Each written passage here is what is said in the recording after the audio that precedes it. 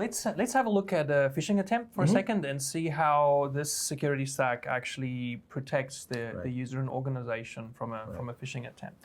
So I think it's good also to look at it in two ways. Like one, if it's a remote desk that you're remoting in, versus the other thing where we actually work natively on the device. So, so how would it protect against phishing?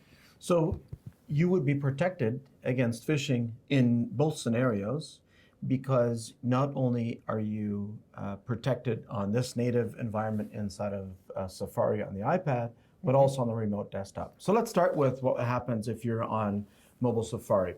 So if you were to open up a new tab, and let's say someone had sent you a link like paypal.com, except that it was a paypa1.com. Right.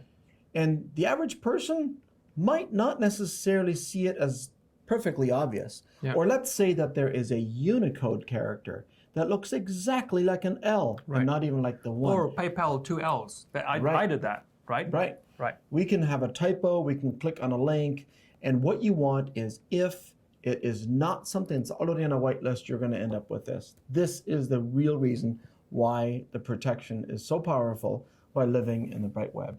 But you can have the exact same method of protection if you end up taking the remote workplace. So let's connect back to our remote desktop at the office. So this is a computer, a real computer back at my desktop. It could be a remote desktop server that an organization provisions for their staff, where they're running Windows provisioned applications that would look like this.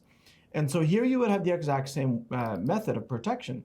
When you launch Google Chrome, inside of your remote desktop, you have the exact same experience. If you were to go to PayPal or PA1.com, you will see that you get protected in the same way. And then let's go to a place called the Fish Tank.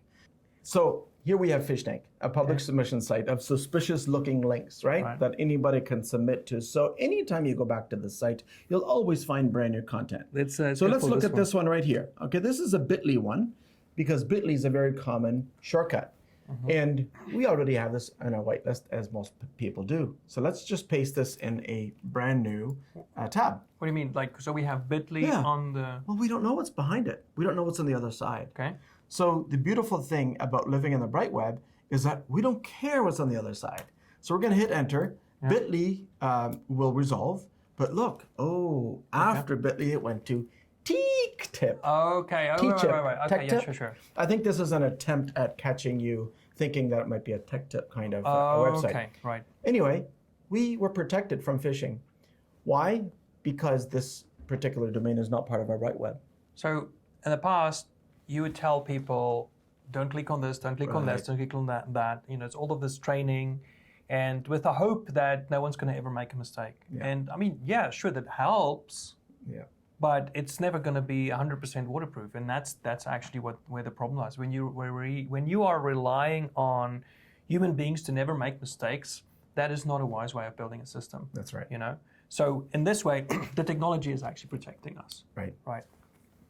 Okay, and then what if we worked natively on the device? Okay, so let's work natively on the device. So we're just going to hide this remote session, and now we have local Safari. We can visit the exact same site here, and let's go to Fish Tank. And just like we did in the Windows computer, now we're going to do it here. Okay, so let's pick one of the other ones here. Let's pick, there.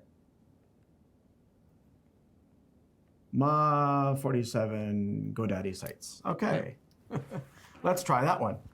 Same thing, right? We're completely protected because that particular website is not part of our whitelist. Right. Yep. Okay. Okay. And then, so here you can see that we are blocked, but if we were to go in here, like if we were to get the blog page assistant, we can actually get the blog page. Let's do them side by side. Request the unblock, and then is the AI gonna unblock this? No, it's going to say I don't have enough information. I cannot allow this. Because it's a young domain? It's very, very common that a phishing website will be brand new. Okay. Because they don't have a long life. And Right. by the nature of them being brand new, they don't get auto-unblocked because there's no historical evidence that it's a safe site. Okay. So no one's going to unblock request and automatically get through and be able to get there. Right. Okay. So full phishing mitigation then. That's for phishing sites that use a URL. Okay. But let's talk about the one that's super dangerous, especially on mobile devices. And especially nowadays where we have our text messages from the iPhone translate over to the iPad. So if you were running your iMessages and your text messages are being replicated, you could be getting a text message from the CRA or from the IRS to say, here is your help for COVID-19. So smishing. Here is your, it could be a smishing attempt. Right. And so in this case, just to note, we actually don't have the messages app on here because for this one we sort of changed to be focused down to just be a work environment, but nothing stops you from actually for someone to actually use their messages. Okay. But let's say you did receive a message, and let's say that message took you through to a place like 12.13.14.15, right? What you will experience is exactly this, no matter what IP address is typed in. Okay. That's the power of don't talk to strangers as another phishing mitigation trick, because more and more phishing schemes are short-lived IP addresses. Right.